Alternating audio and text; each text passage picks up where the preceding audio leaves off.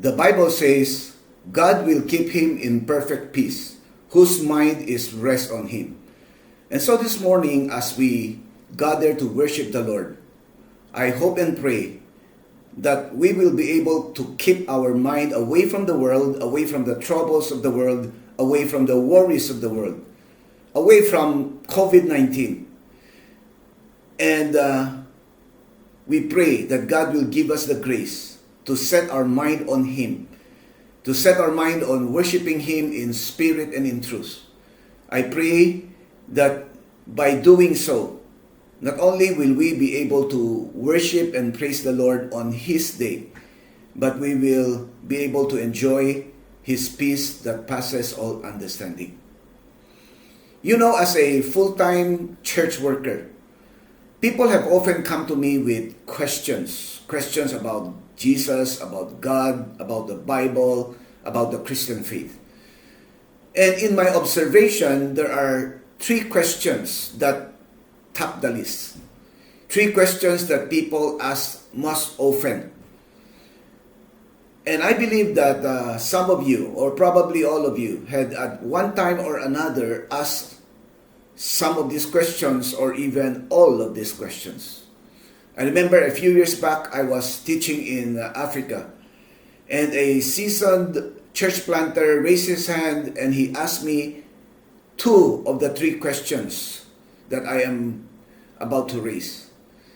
Not long ago, the leader of another church here in Manila also came to me and he asked me these questions, all 3 of them. Now, the questions I am referring to are this. Question number 1, a lot of people ask, how can I know the will of God? Or, how can I know where God is leading me? Question number 2, why does God allow me to suffer? I'm a child of God. Why am I suffering? Why does God allow the righteous to suffer? Question number 3, does God really care when I am suffering? Or where was God when I was suffering? Now, the questions that I have just raised are important, critical questions that Christians must grapple with if they are to know God and if they are to mature in their faith. These are questions that Christians must come to terms with. Otherwise, they will find it difficult, to follow the Lord, and they will not be able to enjoy the abundant life that Jesus has promised. And therefore, this morning, we are going to revisit the familiar story of how God led the Israelites out of Egypt and crossed the Red Sea on their way to the Promised Land. And as we study these stories, we will try to find the answer to the 3 questions that I have raised. By doing so, I hope that we will have a better understanding of who God is and of His dealings with us. And I also hope that by doing so, we will gain a better perspective of life and of suffering so that we can follow the Lord more joyfully.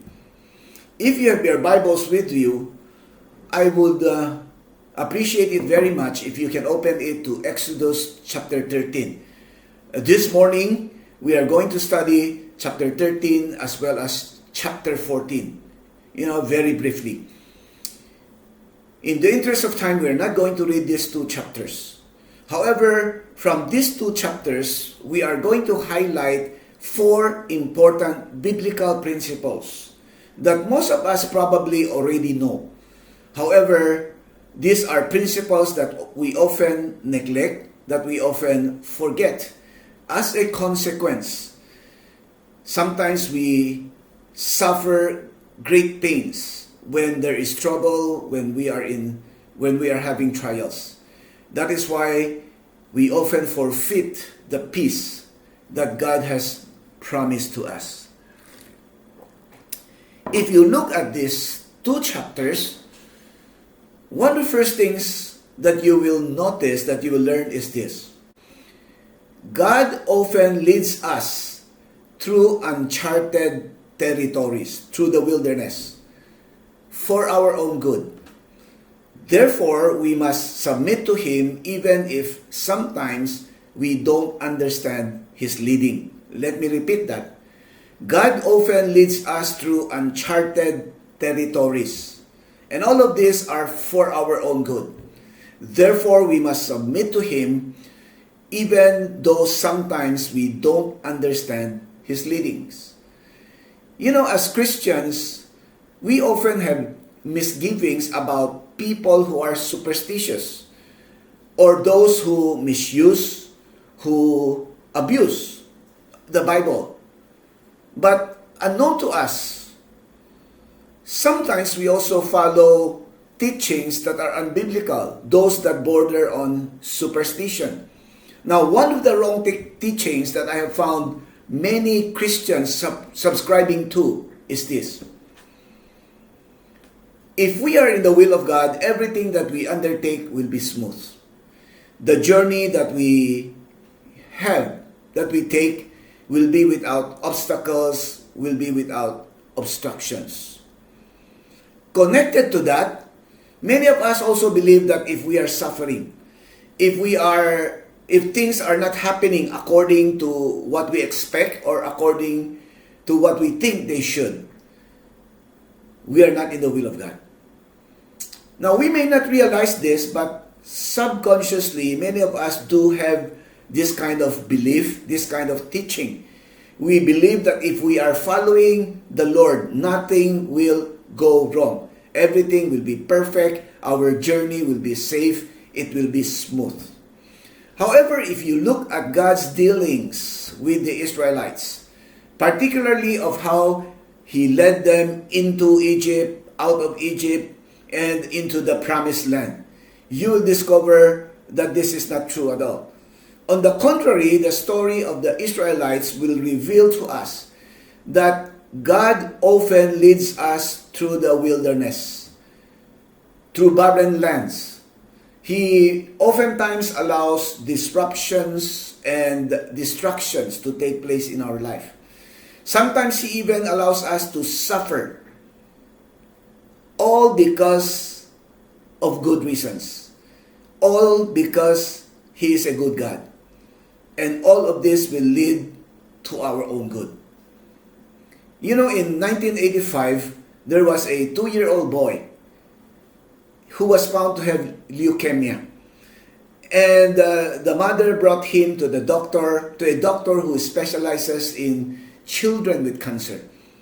The doctor examined him, and very honestly, he told the mother, "I can treat your son, but he has only 50% chance of survival." The mother was saddened by the news, but he decided to have the doctor treat her son. After a year into the treatment, the doctor decided that the boy needed a spinal tap, a painful procedure that will require the insertion of a big needle through the nerve and into the spinal column.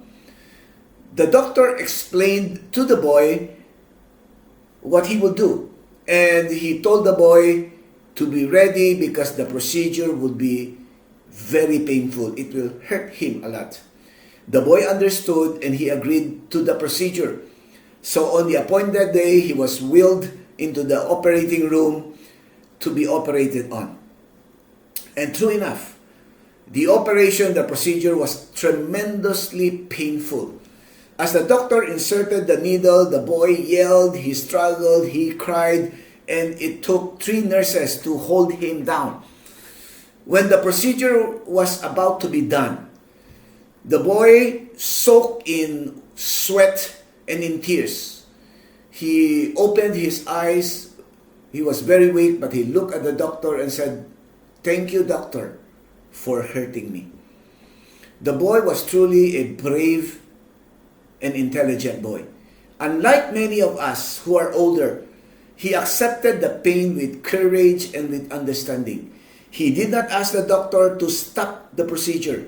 He was not angry with the doctor, with the nurses, or with his mom. You see, many of us, we are afraid of sufferings. We are afraid of disruptions in life. Not only because they are painful, but also because we believe subconsciously that if we are in the will of God, this thing should not be happening. If we are in the will of God, everything is supposed to be perfect and our journey is supposed to be smooth. Consequently, if God allows us to be hurt, or if, He takes us through paths that are uncertain, just like now, all of us live in an uncertain period through a pandemic that refuses to go away. Many of us, we become anxious, angry, even rebellious. We doubt if God truly loves us, if God is truly powerful, if He is truly all-wise. And sometimes we even curse God, for the pains, for the discomfort. However, if we read the Bible, if we read the story of the Israelites, we will understand that even people of God had to live through painful and difficult times. If you look at the life of the Israelites, at the story of the Israelites, you discover that they did have a lot of troubles. Admittedly, some of the troubles that they were in were consequences of their own sin. They were results of their own unfaithfulness to God. However, if you look through their history, you'll discover that a lot of their sufferings were not directly, of their own doing. Look at the passage that we are studying today. Exodus chapter 13 verse 17 tells us clearly that when the Egyptian king, when Pharaoh let the Israelites go, God led them through a way that was longer and unexpected. Actually, the Bible even said there was a shorter route. That shorter route was the easier route, a route that many of the merchants of those days normally used. However, God did not lead them through that short and easier route. Why? Because that route will take them through the land of the Philistines, and they had to experience war very early in their journey. And they were not yet ready for war. So in His love, in His wisdom, in His compassion, God spared His people. He led them through another route through uncharted territories. Now, the Bible did not explicitly tell us how these people reacted, but knowing them, I believe it is safe to presume that at that time, they questioned God, they questioned Moses. Why did you take us through this route? This is long, this is a difficult route. This leads us to the desert. We are going to die, there's no food, there's no water. God, don't you care about us? Why are you giving us so much trouble? We are your children. Furthermore, if you look at chapter 14, you'll discover that God at that time did not just lead them through a longer route, a tougher route, but God actually, practically, led them into a trap.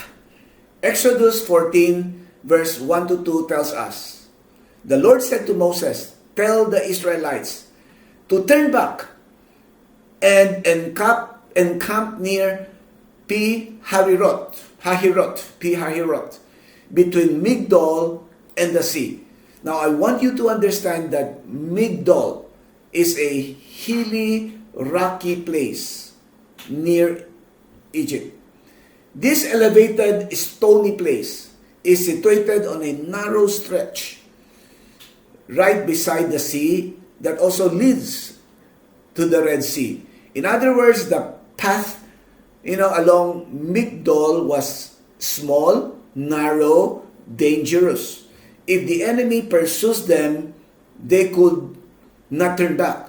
They could not turn to the left because, the hilly mountain, the stony hill is there.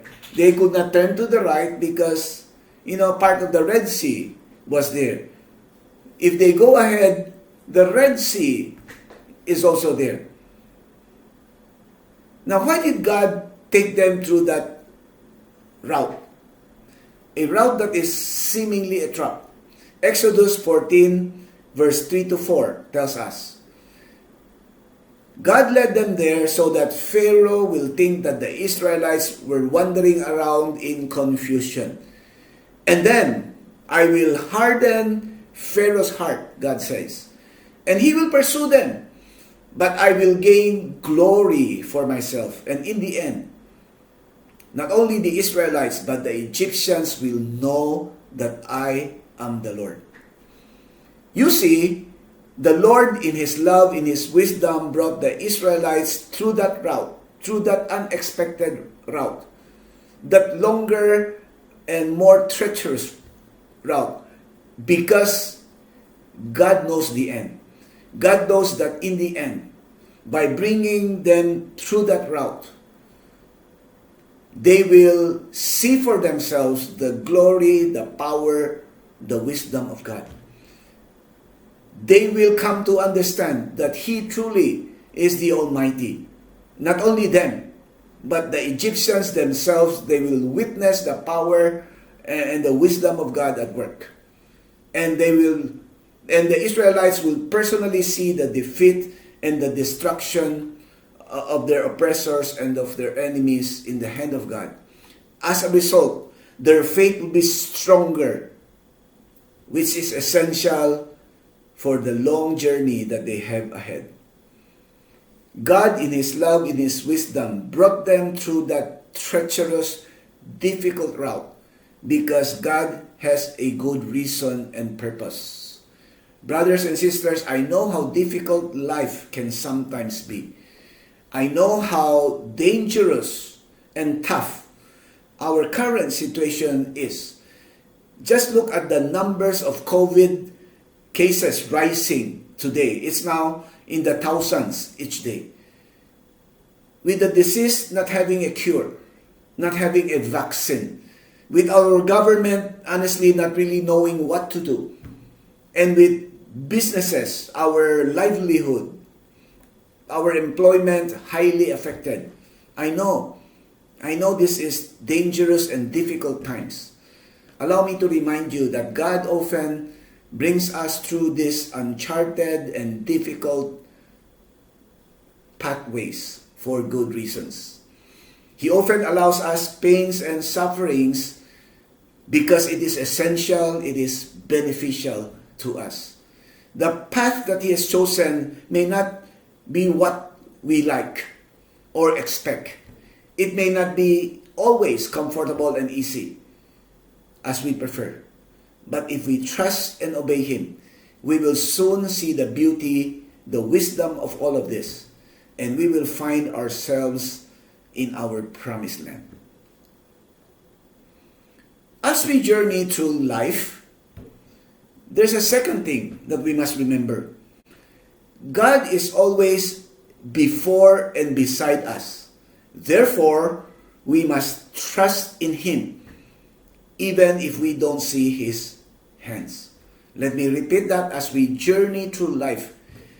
Remember that God is always before us, He is always beside us. Therefore, we have to trust in Him, even if sometimes we don't see His hand at work, even if sometimes we don't see Him personally. You know, a group of botanists, they were exploring the remote regions of the Alps. They were searching for new species of flowers. And one day, through the binoculars, they saw a rare and beautiful flower that they believe would be of great value to science. Unfortunately, the flower was in a deep ravine, on a vertical cliff way below where they were. Now, to get the flower, someone had to be lowered down by boat, by rope. There was no other way. And when the scientists were pondering, how in the world could they go down? What would they do? They noticed that nearby there was a young boy, who was watching them. So they called the boy and offered him a large sum of money if he would only agree to be lowered down over the cliff and to retrieve the flower for them. The boy took a long look at the deep and dizzying cliff. And he hesitated for a few moments. He shook his head. But then suddenly he said, wait, I'll be back in a minute. He ran away, and in a short while he came back with a man. And then he told the scientists, now I am ready. I will get the flower for you. On one condition. This man will hold the rope for me.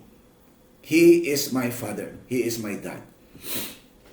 As we journey through life, with its pains, with its sufferings, with its ravines, with the cliffs, with the wilderness, it is inevitable that sometimes we will become afraid and unnerved.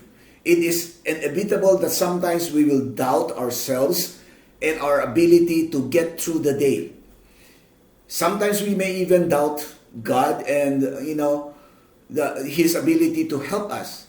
As we look at the impossible surroundings, it is inevitable that sometimes we will become hopeless, desperate. But thank God our passage today has a very encouraging message to us. When we are in difficult and dangerous places, our Heavenly Father is with us. He is holding the rope for us. He will never leave us. He will never forsake us. He will never let go of the rope. Not only that, He will go before us to lead the way, to clear the paths, to pave the road ahead for us.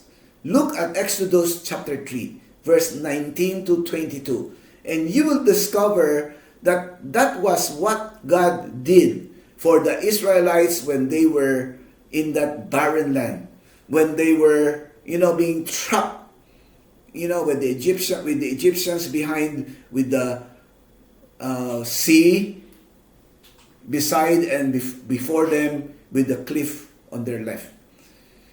As they were about to cross the Red Sea, they discovered who God really was and what God could do for them. Verse 19 says, through Moses, God promised that He would journey with them.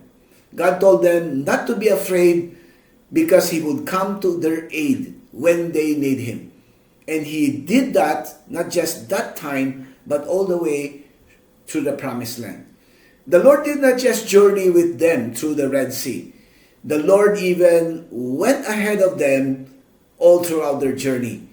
Verse 21 tells us, by day the Lord went ahead of them in a pillar of cloud to guide them on their way, and by night in a pillar of fire to give them light, so that they could travel by day as well as by night. Verse 22 reiterates, neither the pillar of cloud by day nor the pillar of fire by night left its place in front of the people. Many of us forget this very important fact that in all our journeys, the Lord is with us and He also goes before us. As a result, we are often afraid, we are often anxious, we often are insecure, we often, are unsure about our present, about our future. That is also the reason why we often ask the questions that I have earlier raised. Lord, where are you? How can I know you're leading? How can you allow this to happen to me? Don't you care about me? Don't you care that we are drowning? Don't you care that we are in pain? The reason we forget, the reason why we often ask these questions is because we forget what God has promised. He will never leave us. He will never forsake us. We ask those questions because we often set our eyes on our circumstances and our minds are always focused, on finding relief from our pains, on, being relief of all our problems. That is why we don't see God before us. That is why we don't see God beside us. Now, one of the hymns that I like so much is the hymn, Does Jesus Care? And I know that many of you love that song and have been comforted by that song as well. The writer of the song at that time, had some serious health concerns. And he was even doubting, God at that time. However, one day as he was looking for strength from God, he came across 1 Peter chapter 5 verse 7. Cast all your anxieties on him because he cares for you. Consequently, that verse, and particularly the word God cares for you, encourage him. He was comforted by it, and eventually he wrote the song that says, oh yes, he cares. I know he cares.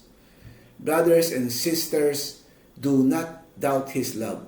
Do not doubt his presence, his protection, his provision. God is journeying with you. He will come to your aid when you need him. And he is also walking beside you, before you, leading, guiding, clearing the way for you. Trust and obey him. Trust and follow his leading closely. One more thing. If you look at the story of the Israelites, you will discover this. God always leads by his sovereign power. Therefore, we have to follow him with courage, even if our circumstances may be dire. Let me repeat that. God always leads us by his sovereign power. Therefore, we have to follow him with courage, even if our circumstances sometimes look real bad, they're dire. Just recently I learned that the Saddleback Church in the U.S. has this very unique and interesting policy. In their church, if a person, has not experienced some forms of pains in their life, that person cannot serve as a pastor or as a full-time staff of the church. Rick Warren, the pastor, laid down this policy because he believes that unless a person has journeyed with God through pain, he cannot understand life. He is not ready to serve others. Unless a person has experienced the power of God, that person cannot point others to God. He believes that unless a person is broken, is humbled by pain, that person will be full of self, full of pride. He cannot, therefore, be of much use to God. Therefore, brothers and sisters, when our pains turn from worst to worst, when the entangles of life become complicated, when the noose, around our neck becomes tight, let us not be afraid. Instead of throwing in the towel, instead of surrendering, let us turn our eyes upon God, who is always with us, ahead of us. Let us call upon him because he is a God of might, of power, and of sovereignty. He will come to help us. He will help us overcome. He will even fight our battles for us. Look at Exodus chapter 14, verse 5 to 14. And you will be amazed at how God led the Israelites, how God delivered the Israelites. When the king of Egypt realized that the Israelites had left Egypt, he took 600 of his best chariots, and he also gathered some other chariots of Egypt. Together they pursued the Israelites. And when they overtook them along that narrow path, that narrow stretch, verse 10 tells us, the Israelites, they were terrified. They cried out to the Lord. But look at verses 13 and 14. Moses told the people, do not be afraid. Stand firm And you will see the deliverance that the Lord will bring you today. You will see the deliverance that the Lord will bring you today. The Egyptians you see today, you will never see again. The Lord will fight for you. You need only to be still. Wow, those are powerful, comforting words. They are words of promises, to the Israelites as well as to us today. Therefore, let us cling on to the Word of God. Do not be afraid. Do not be anxious. The Lord commands us. The Lord commands us to stand still, to wait and see for His deliverance. The Lord promises that the Egyptians that we see, we will never see again. The Lord vows that He will fight our battles for us. I'm very sure that many of you are familiar with the Six-Day War. You have heard of the Six-Day War or the 1967 war. The Jews, they always commemorate, they always celebrate this war. Why? Because in 1967, when Israel was a very young nation, when the modern Israel was a young nation, it won a war against three strong Arab nations.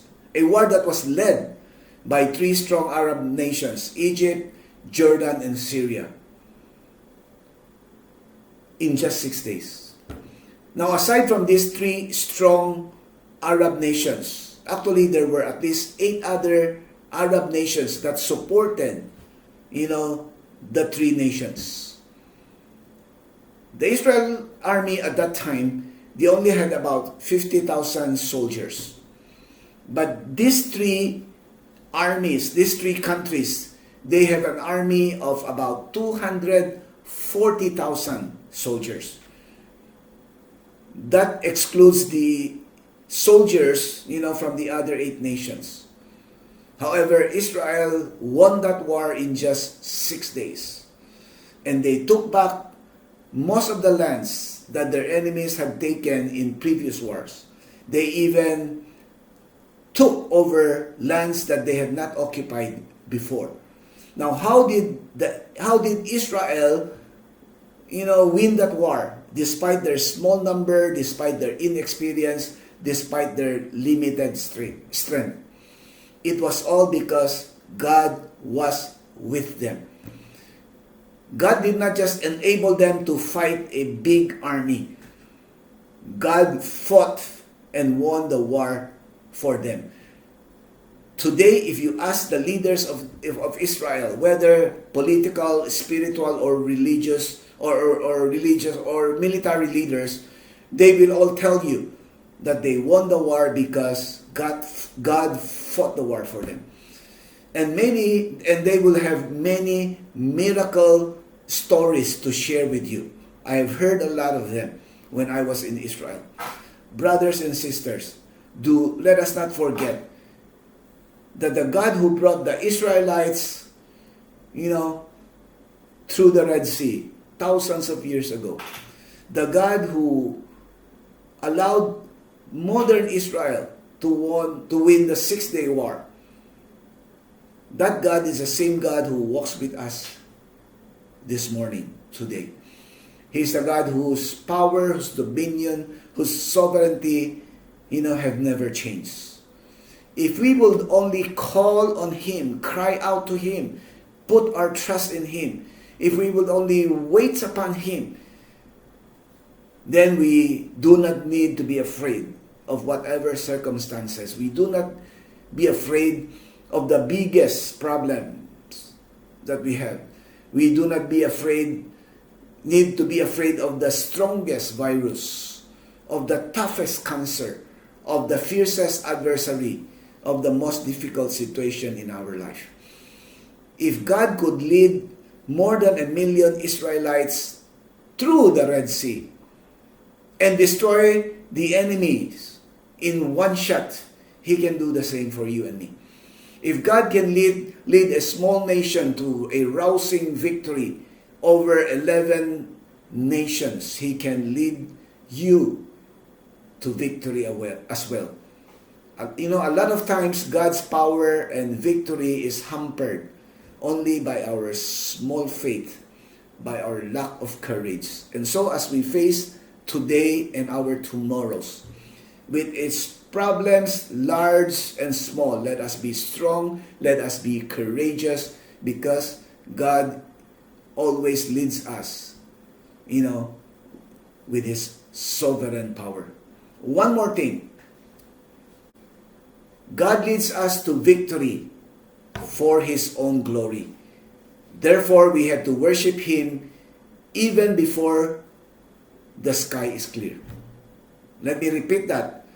God leads us to victory for His own glory. Therefore, even today, even before the battle is won, we have to worship Him. We have to give praise to Him.